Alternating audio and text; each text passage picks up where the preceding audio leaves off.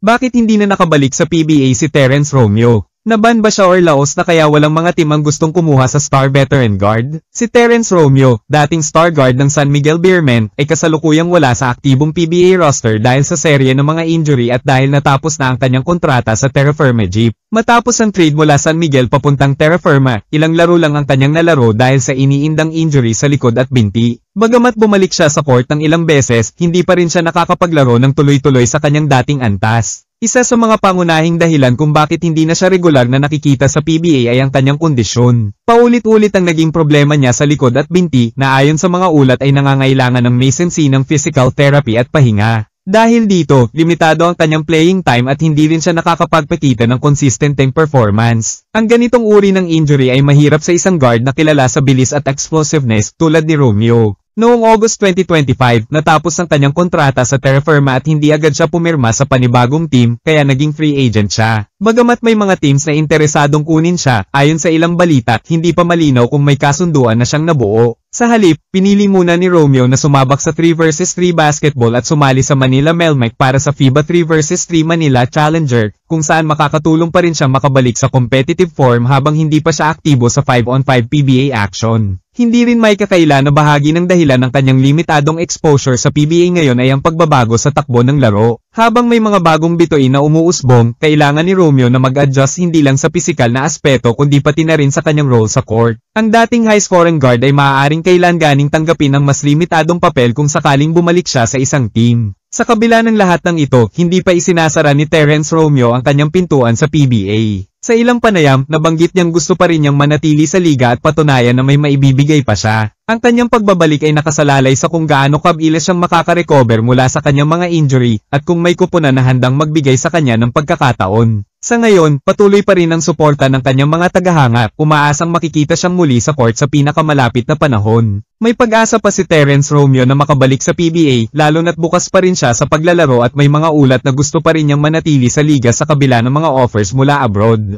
Gayunpaman, ang kanyang pagbabalik ay nakadepende sa maraming salik gaya ng kanyang kondisyon, lalo na't ilang beses na siyang na-injure, back at calf issues, at kung may team na magbibigay sa kanya ng pagkakataon sa kabila ng kanyang injury history. Sa ngayon, free agent siya matapos ang stint sa Terra Firma at pansamantalang sumabak sa 3x3 basketball para maipakita na kaya pa niyang makipagsabayan. Kung may papakita niyang kaya pa niyang maglaro ng mataas ang kalidad at walang iniindang injury, malaki ang posibilidad na makuha siyang muli ng isang PBA team.